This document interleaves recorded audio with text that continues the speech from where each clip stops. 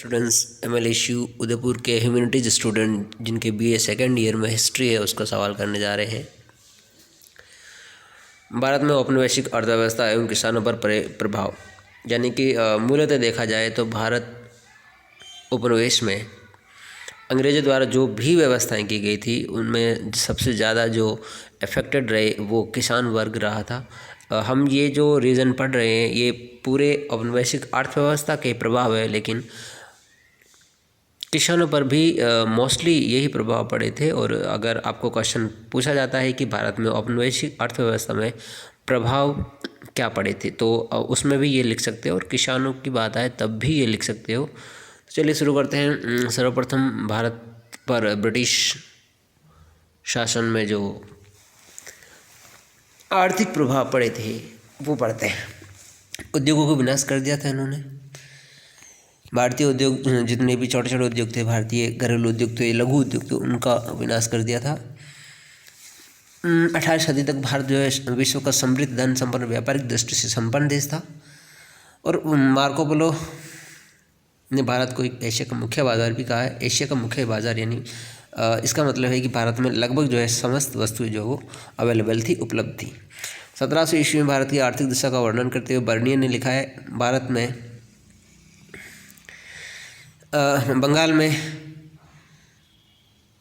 100 दरवाजे हैं पर बाहर जाने के लिए एक भी नहीं है। लेकिन भारत पर ब्रिटिश आर्थिक नीतियों के घातक परिणाम पड़े।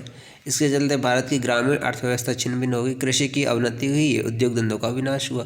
कुटीर उद्योगों की जगह आधुनिक उद्योगों का विकास प्रारंभ हुआ। कुटीर उद्योगों को दस्तकारों और शिल्पकारों के बुरे दिन आ गए और शीघ्र ही वे पतन की गर्त में चले गए। प्रारंभ में अंग्रेज भारतीय शिल्पकारों और दस्तकारों द्वारा तैयार सामान जिनकी विदेशी बाजार में बहुत मांग थी को विदेशी बाजार में बेचकर मुनाफा कमाते थे। और भारत के कलात्मक और हस्तकला उद्योग तथा उसके केंद्र जिनकी दुनिया भर मांग थी निम्नलिखित तालिका से स्पष्ट है, यानी कि कौन कौन से भारत में जो वो वस्तुएं उत्पादित होती थी उनका जो है विदेशों में चलन था। आइए देखते हैं। वस्त्र उद्योग ढाका वर्तमान में बांग्लादेश में है और राजधानी भी उसकी है। लाहौर, कश्मीर, बनारस, कृष्णनगर, चंदेरी, अरनी और अहमदाबाद और नागपुर में जो है वस्त्र उद्योग फैला हुआ था। धातु उद्योग मुरादाबाद, बनारस, नासिक, पुणे, हैदराबाद, विशाखापट्टनम और तंजौर में फैला हुआ था। हथियारों के कारखाने कच्छ, सिंध और पंजाब में हुआ करते थे। शीशा उद्योग कोल्हापुर, सतारा, गोरखपुर, आगरा, चित्तौड़, बालाघाट में हुआ था। इसके अतिरिक्त चमड़ा उद्योग, जहाज निर्माण उद्योग, संगमरमर उद्योग, सोने चांदी, हीरे जवाहरात की नक्काशी इत्यादि हस्तकलाएँ और दस्तकारी भारत की आर्थिक उन्नति, रुचि और कलात्मक सौंदर्य को प्रकट कर दिया। यानी ये सब प्रकार के जो है उद्योग भारत में अवेलेबल थे पहले। ईस्ट इंडिया कंपनी ने ऐसी नीतियाँ अपनाई जिससे भारत में ब्रिटिश माल की खपत हो और भारतीय माल बाहर न बिक सके। इस प्रकार की नीतियाँ अपनाई जो नीतियाँ अपन पढ़ी है आर्थिक व्यवस्था की पहले चरण में। शुरुआत में 1769 कंपनी ने बंगाल के कच्चे रेशम की पैदावार को बढ़ा दिया, यानी कच्चा रेशम जो वो सीधा अब यूरोप जाएगा।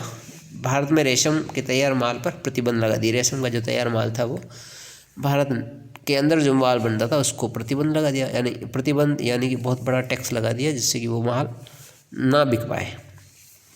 ये था उद्योगों का विनाश किया। इस प्रकार के उद्योगों का विनाश करके भारत में जो वो ब्रिटेन ने भारतीय अर्थव्यवस्था को बहुत ज़्यादा नुकसान पहुंचाया, जिससे ज़्यादातर प्रभावित हुए जो आम जन प्रभावित हुआ, कृषि या कृषक वर्ग प्रभावित हुआ। उन्होंने कृषि का वाणिज्यीकरण किया। कृषि एवं कृषक की दुर्गति करने के लिए केवल औपनिवेशिक सरकार की कृषि नीति ही नहीं वरन औद्योगिक नीति भी जिम्मेदार थी। 1813 ईस्वी के बाद भारत में कंपनी का व्यापारिक एकाधिकार समाप्त कर दिया था और मुक्त व्यापार की नीति अपनाई गई थी, जिसके परिणाम स्वरूप भारत को अब केवल उन्हीं वस्तुओं का उत्पादन करना था जिनकी इंग्लैंड की मिलों तथा ब्रिटेन वासियों को आवश्यकता थी। इसके अलावा किसी प्रकार कोई वस्तु उत्पादित नहीं करनी थी। अब उत्पादन और उत्पादों का एक नए उद्देश्य अर्थात बिक्री के उद्देश्य से निर्धारण किया जाता है, यानी यहाँ से सीधा कच्चा माल ब्रिटेन जाएगा, वहाँ से तैयार होकर के वापस भारत के बाज़ार में बेचा जाएगा। इससे भारत के किसान जो ज़्यादा प्रभावित हुए। अंग्रेज सरकार भारतीय कृषकों को अधिक भूमि पर कृषि करने, अधिक उपज प्राप्त करने तथा विविध नकद फसलों के उत्पादन हेतु प्रेरित करती थी। नकद ऐसी फसलें जिनका पैसा मिले, नकद फसलें। तो इस प्रकार जो है वो अंग्रेजों ने कृषि का जो वाणिज्यीकरण कर दिया। कृषि पर जो है इस प्रकार की खेती को बढ़ावा दिया जो कि सिर्फ और सिर्फ कच्चा माल इंग्लैंड जाया जाए ऐसा माल जो है वो उत्पादित किया गया, जैसे नील है, रेशम है, कपास है, इस प्रकार की खेती जो कि सिर्फ वाणिज्यीकरण हो, जिससे कि पैसा मिलता हो। जैसे अनाज वगैरह जो पहले बोया जाता था वो बहुत कम हो गया। आगे देखते हैं दरिद्रता में वृद्धि। अब ऐसा करेंगे तो ओबीसी दरिद्रता आएगी, गरीबी आएगी। भारतीय किसानों को कुछ ज़्यादा मिलता नहीं था।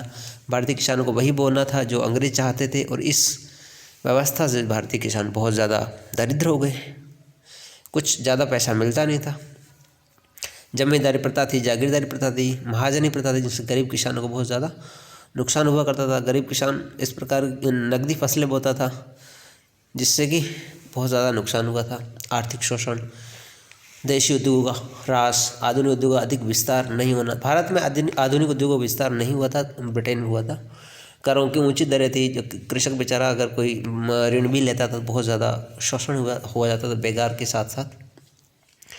तो दरिद्रता में इस प्रकार वृद्धि हुई कि महाजन है, जमींदारी प्रथा है, इस प्रकार किसानों जो ऋण लिया जाता था वो ऋण किसानों को चुकाना बहुत महंगा पड़ जाता है। लॉर्ड क्लाइव ने कहते हैं कि बंगाल एडन का बगीचा है और सोने का खजाना है। कहता है कंपनी शासन में जो उसकी दशा हुई उससे अंग्रेज सज्जनों का भी दिल दहल उठा। यानी कि बंगाल इतना समृद्ध प्रदेश था, लेकिन कंपनी शासन के बाद में बंगाल एकदम से उजड़ गया।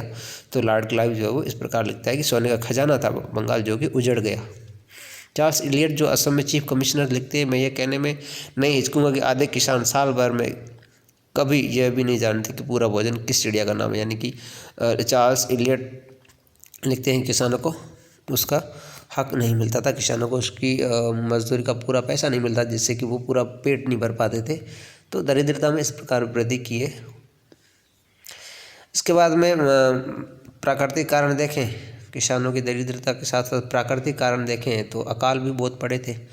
देखा जाए तो समय समय पर पड़ने वाले अकाल जो है वो, उस अकाल ने जो है वो लोगों की बहुत ज़्यादा परेशान किया। उत्तर प्रदेश में 1860-61 में भीषण अकाल पड़ा था, लगभग 2 लाख व्यक्ति मारे गए थे। उसके बाद 1865-66 में बंगाल, उड़ीसा, बिहार, मद्रास में अकाल पड़ा था, जिसमें 20 लाख लोग मारे। राजस्थान की बात करें तो 1899 में अकाल पड़ा था। 1956 का अकाल या विक्रम संवत 1956 या 56 अकाल के नाम से जाना जाता है, बहुत ज़्यादा प्रभाव पड़ा था। तो सारे अकालों की वजह से लगभग 25 लाख लोग जो वो मारे गए थे। इसके अलावा बहुत सारे स्थानीय अकाल थे जो कि बहुत ज़्यादा भयंकर थे, जिन्होंने जो है स्थानीय लोगों को, कृषकों को और मजदूरों को जो भारी नुकसान पहुंचाया, और सरकार ने इस प्रकार कोई ज़्यादा हेल्प नहीं की, जिससे कि किसान वर्ग या मध्यम वर्ग जो उठ पाए।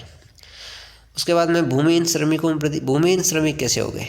यानी कि किसान जो थे, अंग्रेजी नीतियाँ ही इस प्रकार की थी जिसमें भूमि का मालिक जो है जमींदार को बना दिया जाता था। खेतिहर मजदूर सिर्फ खेती करते थे और उनको मजदूरी बहुत कम मिलती थी, और ज़मीन का मालिक जो है जमींदार को बना दिया जाता था, या किसी उच्च वर्ग का किसान बन जाता था, उच्च वर्ग को दे दी जाती थी भूमि थी, तो संपूर्ण भूमि पर उस व्यक्ति का अधिकार हो जाता था। तो मध्यम प्रकार के किसान या नीची किसान जो है वो बहुत ज़्यादा